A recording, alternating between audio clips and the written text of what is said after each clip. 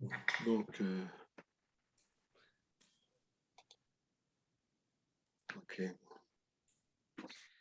Bien, bonjour à tous et bienvenue à nos participants pour cette conférence, visioconférence organisée autour des mystères de Mitra que nous allons explorer ensemble dans la baie du Mont-Saint-Michel.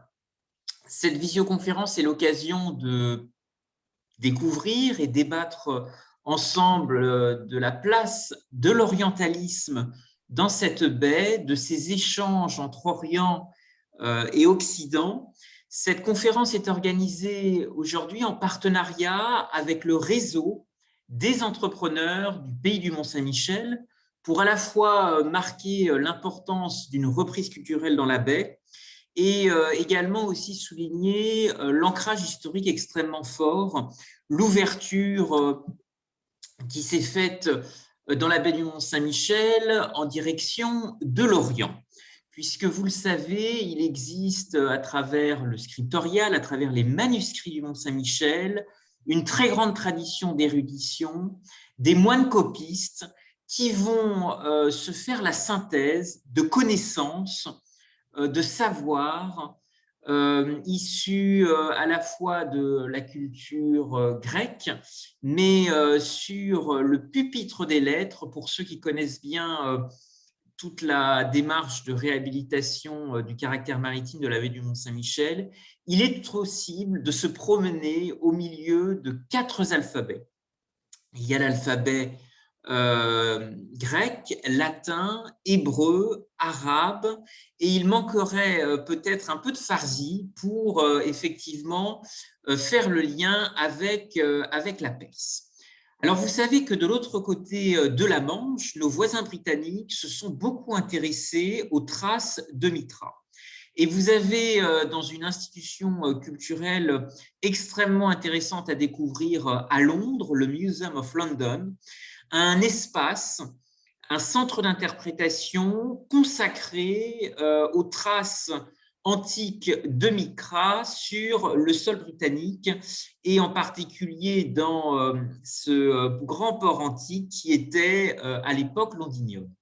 Et cet espace a été fortement soutenu et encouragé par un mécène, Bloomberg, qui a été un ancien maire bâtisseur extrêmement important à New York et qui a choisi effectivement de soutenir la renaissance d'un espace qui permette aux visiteurs de découvrir les traces mystérieuses de Mitra.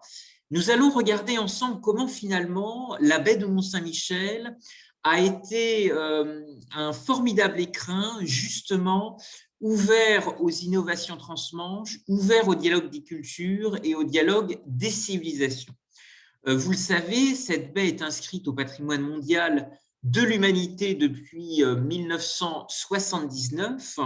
Elle constitue une véritable prouesse artistique et technique et il reste encore énormément de choses à découvrir, à la fois parce que vous savez que l'archange Michel est cité dans les 3 religions du livre et donc ce qui ouvre un chapitre extrêmement intéressant pour justement réfléchir à la façon de mettre en valeur des sujets collaboratifs, des sujets de partage, de transfert de connaissances, d'innovation, et peut-être bien au-delà, justement, croiser aussi les interprétations spirituelles qui ont été à la fois véhiculées par des pèlerins, mais aussi beaucoup de garnisons, de gens qui étaient de passage et qui ont utilisé un peu la Manche comme un véritable couloir.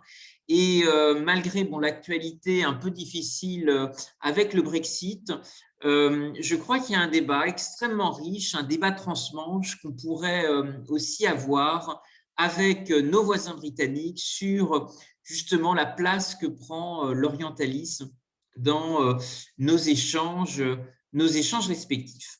Alors ici, quelques photos sur cet espace mouvant d'eau. Vous êtes ici dans la baie du Mont-Saint-Michel, qui avait un peu tendance à s'envaser Et dans le cadre d'un grand projet de rétablissement du caractère maritime, les automobilistes, les visiteurs maintenant accèdent au mont grâce à une passerelle.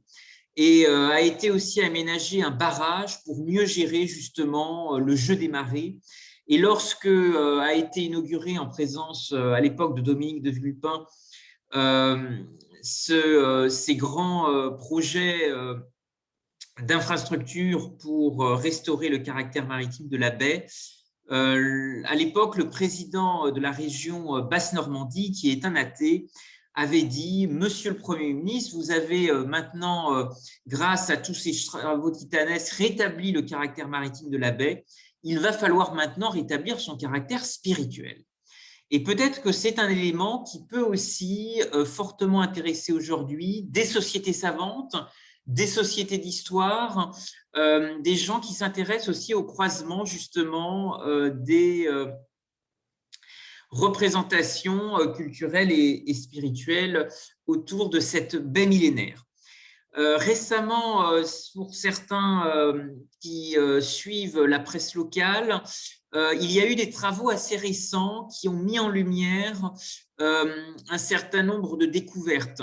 Vous savez que la baie du Mont-Saint-Michel aujourd'hui n'est pas tout à fait représentative de ce qu'elle a été par le passé, puisqu'un certain nombre de polders ont effectivement grignoté progressivement des terres. Mais il y avait, pour le passage des pèlerins, pour le cabotage et tout simplement les échanges transmanche, qui étaient aussi très riches avec les îles anglo-normandes, un certain nombre de ports. Vous avez le prieuré d'Ardevon, qui était où arrivaient notamment des bateaux. Et récemment, les travaux ont aussi mis en lumière l'existence d'un port gallo-romain qui aurait existé et qui aurait été une sorte d'avant-port de la ville d'Avranches, qui abrite les manuscrits du Mont-Saint-Michel à travers son scriptorial. Et ce qui est intéressant, c'est que cette dimension portuaire révèle effectivement le rôle extrêmement fort qu'a pu jouer la baie en termes de carrefour transmanche vers les îles britanniques, à travers le passage de commerçants, de marchands, mais aussi de garnisons romaines. Et c'est cet élément-là qui est véritablement intéressant, puisque à travers ce musée, ce temple de Mitra mis en valeur par le Museum of London, on retrouve de manière assez nette le rôle extrêmement fort de ces routes maritimes, de ces contacts, et qui ont été à la fois peut-être porteurs justement d'un syncrétisme, on va l'explorer, entre la Perse et l'Occident chrétien pendant toute la période antique de l'Empire. Alors, il y a effectivement des pistes qui ont été avancées aux portes de la Bretagne et de la Normandie. Du côté de Dol de Bretagne, il y a eu effectivement des écrits qui ont attesté la présence d'hôtels tauroboliques qui avaient des références justement à Mitra, rappelant que ce culte perse de Mitra a été effectivement importé par des garnisons romaines. Il est possible de retrouver dans le reste de la France des fouilles archéologiques qui ont été réalisées.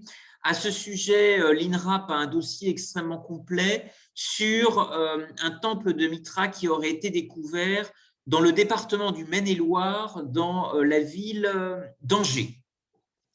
Mais ce que je vous propose aujourd'hui, c'est de regarder comment, à travers le prisme des relations transmanche, vous savez que les échanges entre la Normandie et son partenaire anglo-normand sont extrêmement fortes. Il existe de nombreuses relations de jumelage.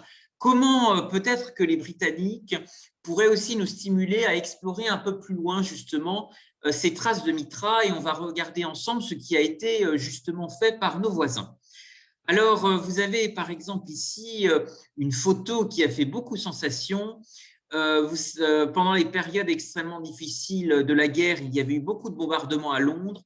Et il y a eu des travaux entrepris dans les années 60 pour améliorer l'urbanisme de la ville, et a été découvert par hasard justement les traces d'un temple qui aurait été consacré à Mitra. Alors, le rôle de ces fouilles est extrêmement intéressant. Il y a aussi d'autres exemples qui sont extrêmement intéressants et qui existent en particulier en Normandie. Je pense à l'histoire extrêmement fascinante de la Maison Sublime de Rouen, qui est un véritable joyau du judaïsme médiéval et qui a été découvert en 1976 sous la cour du palais de justice à Rouen, qui, je crois, aujourd'hui est le siège de la cour d'appel. Et finalement, ces découvertes ont été aussi stimulées par des publications universitaires de l'autre côté de l'Atlantique, le rôle extrêmement important joué justement par l'Oriental Institute de Chicago, qui avait beaucoup mis en valeur justement les échanges transmanche et ces liens qui ont permis aussi l'établissement finalement de communautés juives médiévales, à la fois en Normandie, mais aussi dans le royaume d'Angleterre. Alors, vous avez ici quelques images, effectivement, de ces fouilles, et je crois qu'il est possible aujourd'hui à Rouen de découvrir cette maison sublime qui a été aussi mise en valeur à travers un certain nombre de manifestations et de différents colloques universitaires sur les traces de ce judaïsme médiéval entre Normandie et Angleterre. Alors, regardons effectivement maintenant le contexte un peu plus qui nous réunit aujourd'hui autour des traces du culte perse de Mitra au Mont-Saint-Michel.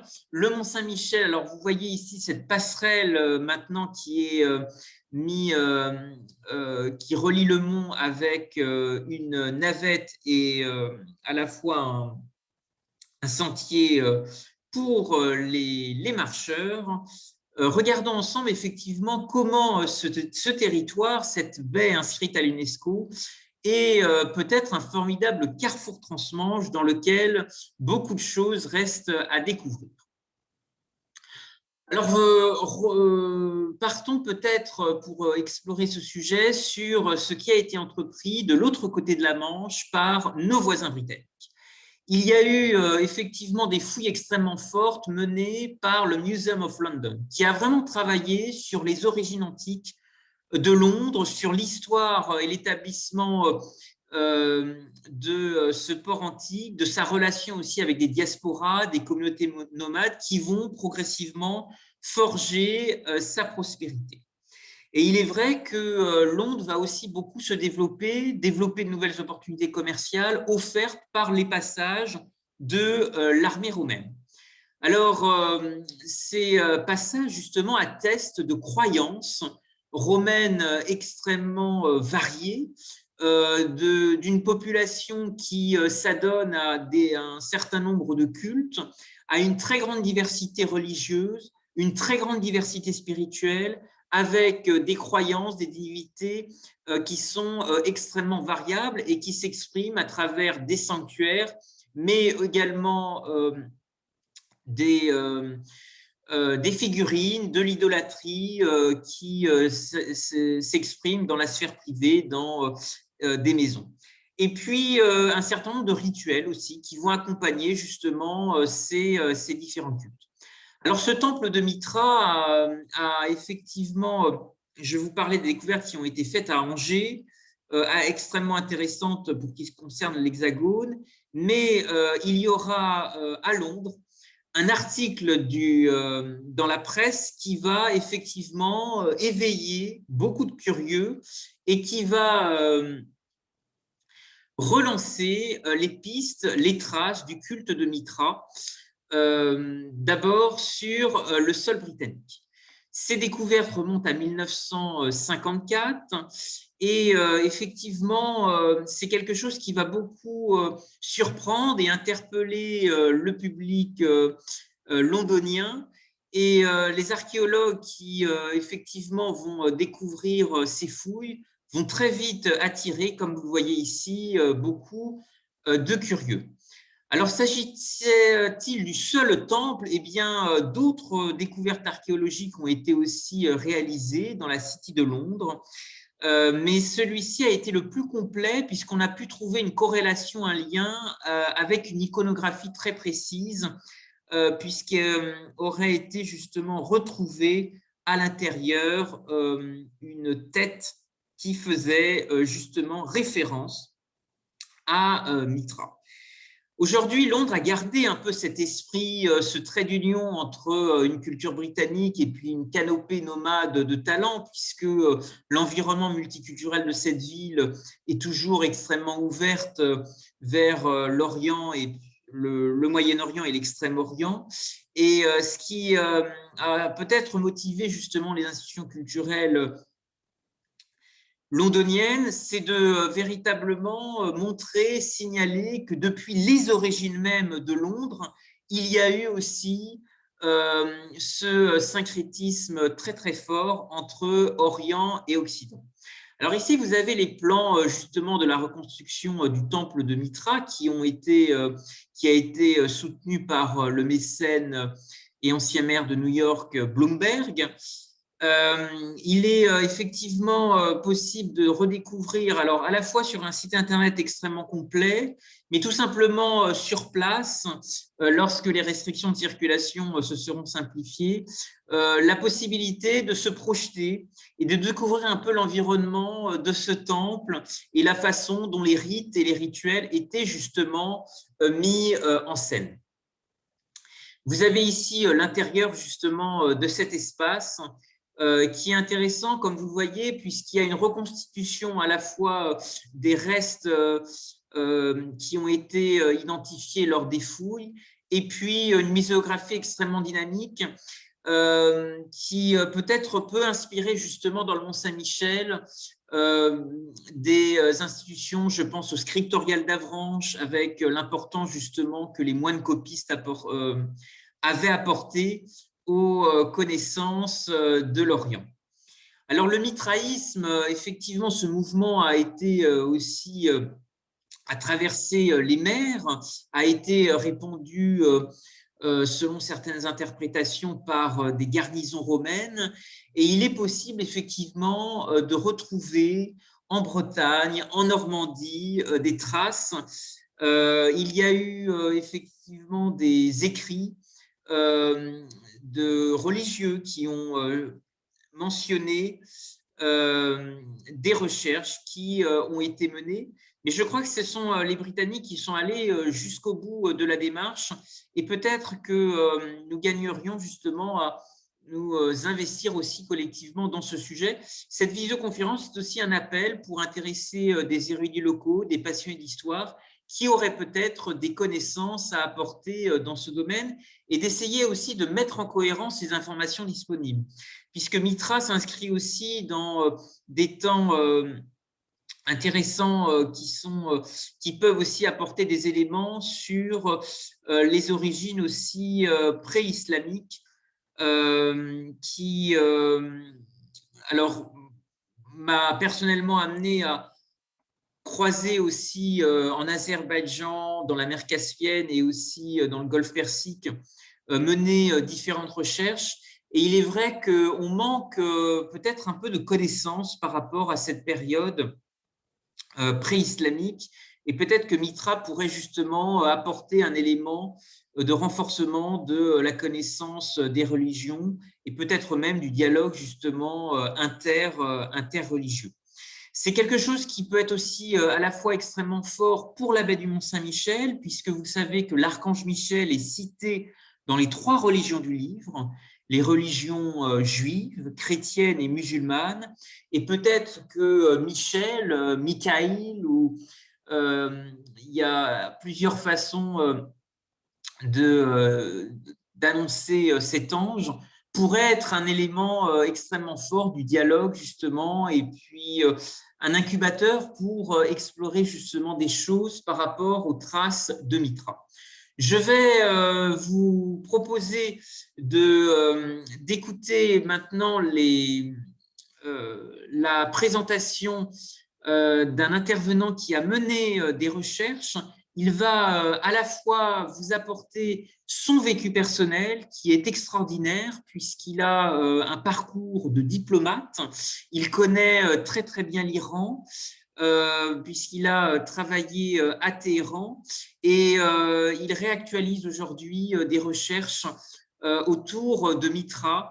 Et c'est un dialogue extrêmement fort que nous souhaitons, avec l'ensemble des participants, réinventer, réfléchir ensemble comment finalement la baie du Mont-Saint-Michel, à travers ses industries créatives et culturelles, pourrait justement développer peut-être des parcours sur les traces de Mitra. Il y a aussi peut-être des actualités aujourd'hui qui encouragent à rapprocher la Perse et l'Europe. Ça sera mon mot de conclusion avant de laisser la parole à Jean-Claude Voisin.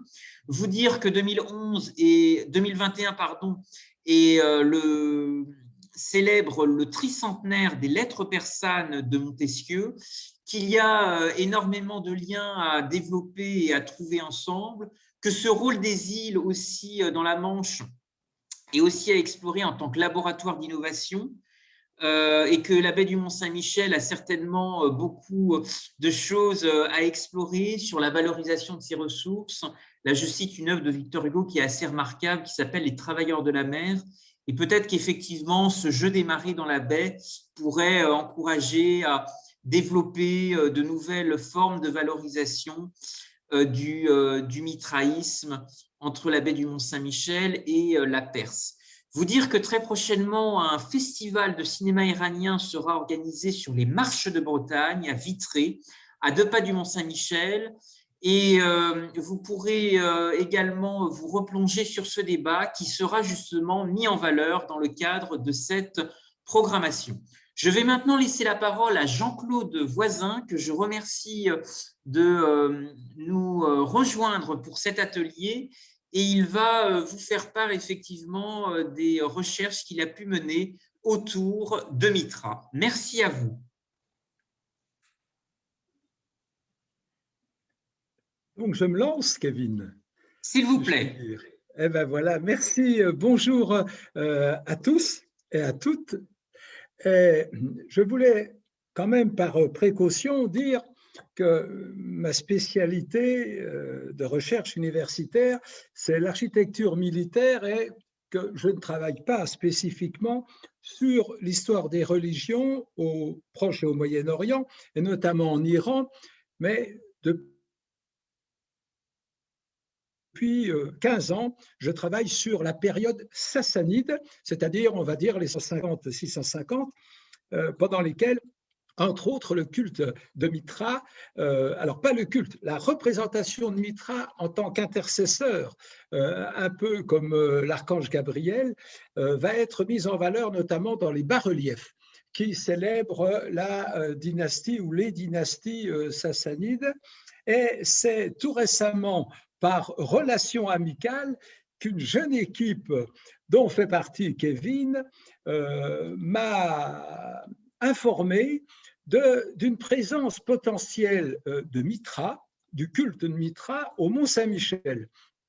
Et j'ai trouvé ça tout à fait intéressant parce que j'ai moi-même, il y a 4-5 ans, travaillé sur la diffusion du culte de 2 martyrs perses, d'origine perse, tels que la liturgie chrétienne les mentionne, un culte, mais qui va se développer plus tardivement, à la fin du Xe siècle, notamment à partir de la région du Languedoc, Roussillon, pour essaimer beaucoup en Espagne, beaucoup en France, notamment, j'ai vu sur les terres de l'abbaye de Cluny. Alors, c'était un moyen de sortir un peu des fortifications iraniennes.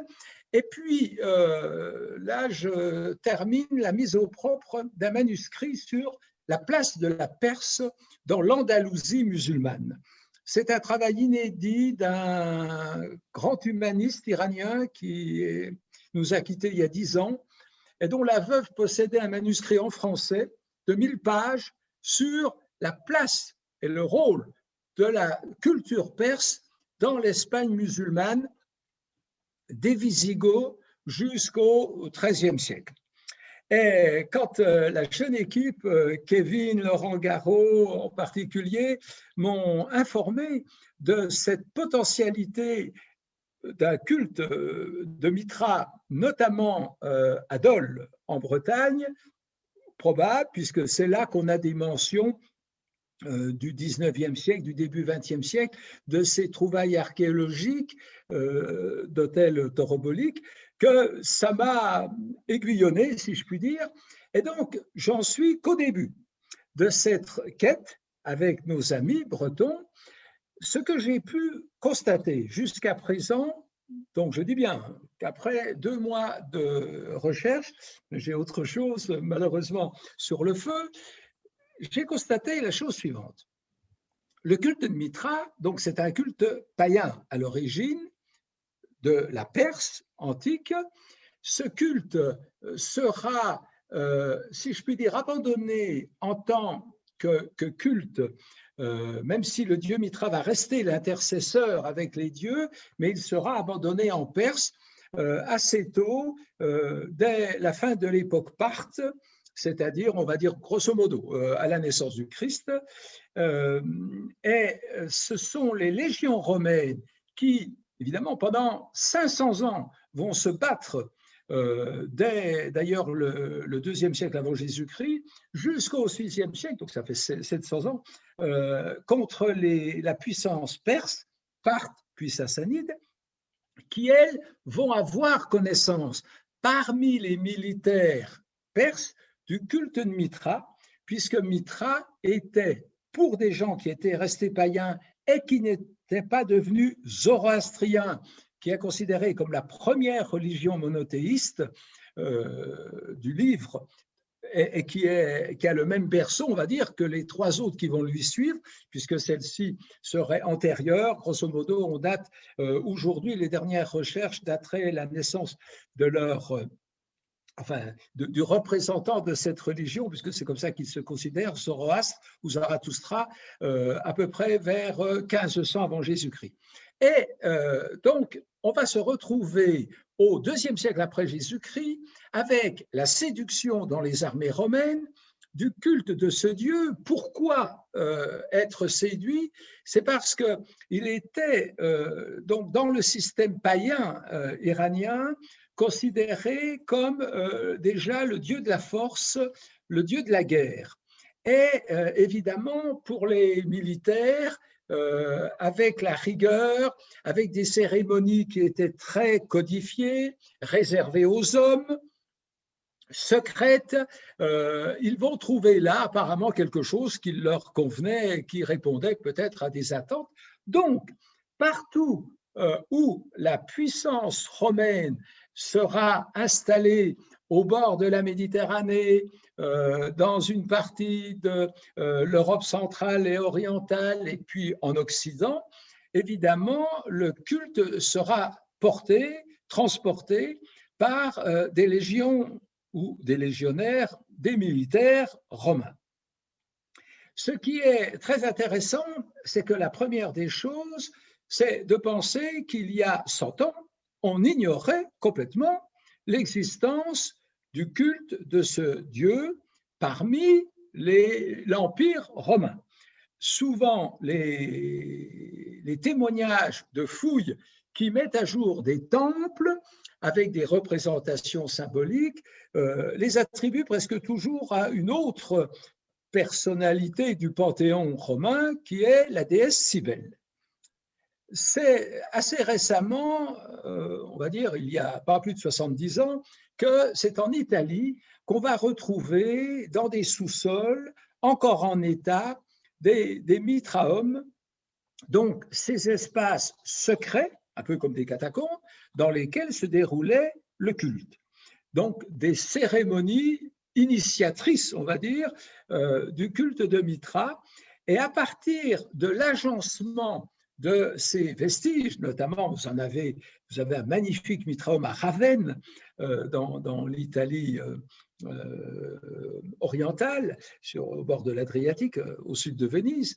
On va évidemment penser autrement, on va étudier les représentations figurées symboliques qui sont identifiés au culte de Mitra, et on va décider, donc à partir de là, on va admettre que l'on a affaire à des temples consacrés à Mitra. Et à partir de là, on voit très franchement dans les publications scientifiques comment la cartographie évolue de l'Italie, puis on passe essentiellement en direction du Limès, vers la bordure franco-germanique, et puis petit à petit en France, un peu la vallée du Rhône, puis récemment, Kevin nous en a parlé, d'Angers. Alors après, on voit qu'un peu plus loin, comme par hasard, alors il y en a beaucoup en Espagne aussi, il faut que je dise ça, partout donc, où on avait la présence romaine, les anglo-saxons, eux, vont découvrir en 54, vous l'avez vu, ce Mitraeum à Londres. Donc s'il y en avait à Londres, ça veut dire que les idées de ce syncrétisme vont dépasser Angers. Et ce qui est très intéressant, donc nous n'en sommes qu'au début, je pense, de la prospective, et c'est là que je lancerai un appel aux Bretons et aux Bretonnes qui nous écoutent, parce qu'il est sûrement possible de faire évoluer la connaissance et l'impact de ce culte, de cette relation entre la Bretagne et l'antique Perse à travers une religion, le mitraïsme. Si vous connaissez dans votre environnement, par exemple, donc, un lieu où le culte, je vais y revenir, de Saint-Michel s'est développé, c'est très intéressant de le signaler à l'équipe, à Kevin en particulier. Et puis, si vous avez connaissance de trouvailles archéologiques, souvent faites au XIXe siècle, d'une présence gallo-romaine. Parce qu'il nous faut plusieurs analogies, puisque le mitraïsme est porté par les légions romaines. Il faut, que l'on ait une implantation romaine, si possible. Deuxièmement, que cette implantation soit ou ait des formes militaires, puisque c'est porté par les militaires. Et autre aspect, c'est souvent les lieux de culte de Mitra adoraient les lieux en hauteur. Donc, des lieux qui sont un peu perchés, qui dominent, ce qui était le cas, par exemple, au Mont Dol, qui était, je veux dire, au centre des terres, puisque la mer va monter, on vous l'a expliqué, surtout après le 5e siècle, après Jésus-Christ. Mais donc, à l'époque où le culte de Mitra a dû être développé localement par les légions romaines, les garnisons romaines qui pouvaient être là, et en particulier, une chose très intéressante qui a été dite par Kevin, la présence des ports. Parce qu'à travers les ports, on a la circulation des idées. Alors déjà, les ports sont défendus militairement, donc on a des militaires, mais les idées aussi, évidemment, vont transiter et par la mer et par la terre.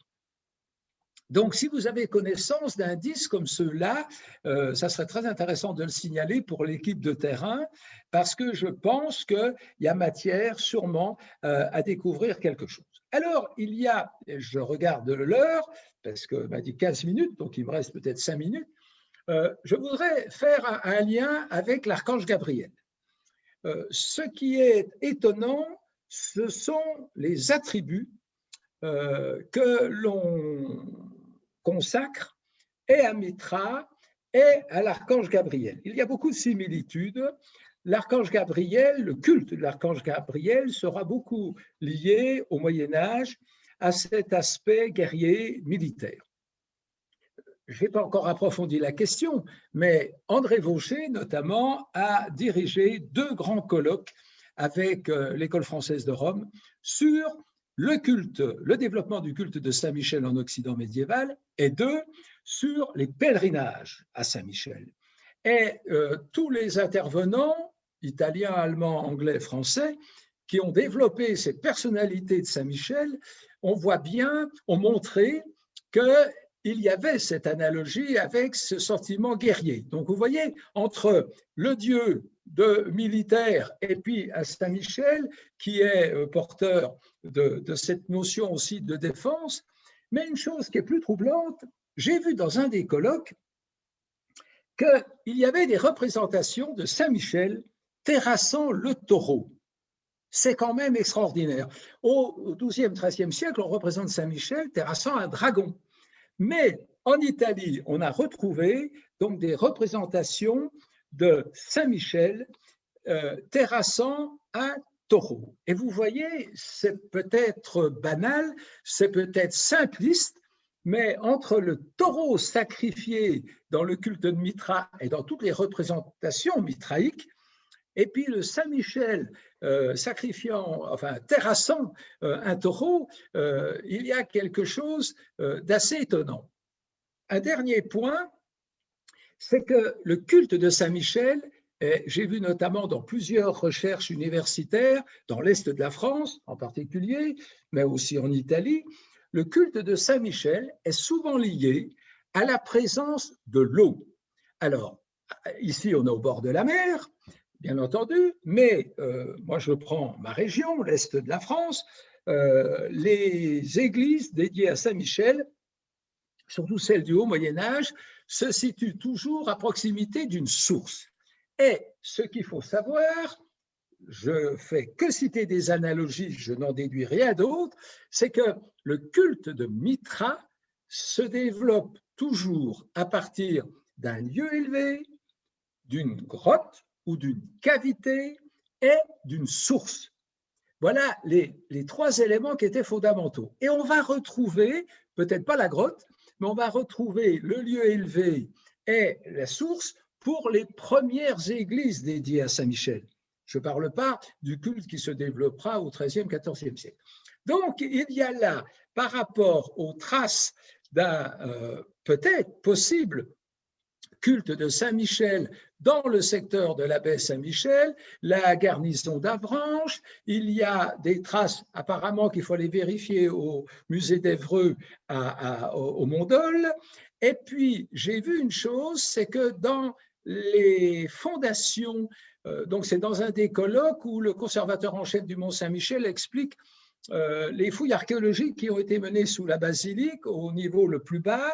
Et au fond du chœur, ils ont découvert un mur et il est écrit que ce mur est fait de parements qui rappellent des constructions celtiques, mais pas du tout médiévales. Et ça voudrait dire qu'il y avait déjà quelque chose bien avant. On n'en est que là pour le moment, dans les traces, mais ce n'est pas improbable, je ne dis pas c'est certain, mais ce n'est pas improbable qu'effectivement on puisse, sans être des huluberlus, imaginer, et on va le voir dans les prochains mois, qu'il y ait eu un culte de Mitra, donc antique, avant le IVe siècle, puisque c'est au IVe siècle généralement qu'il y a des persécutions contre le culte de Mitra, et de la part du régime et de la part des communautés chrétiennes, mais qu'auparavant, donc au IIe, IIIe siècle, il y a pu avoir un culte de Mitra. Ce ne paraît pas tout à fait improbable. Voilà, pour rester prudent. Merci à vous pour votre prise de parole. Nous sommes limités à 40 minutes. Vous avez l'adresse courriel pour recevoir la présentation, les supports et enrichir en tous les cas ce passionnant sujet. Merci infiniment pour votre prise de parole. Y a-t-il des réactions ou des questions ?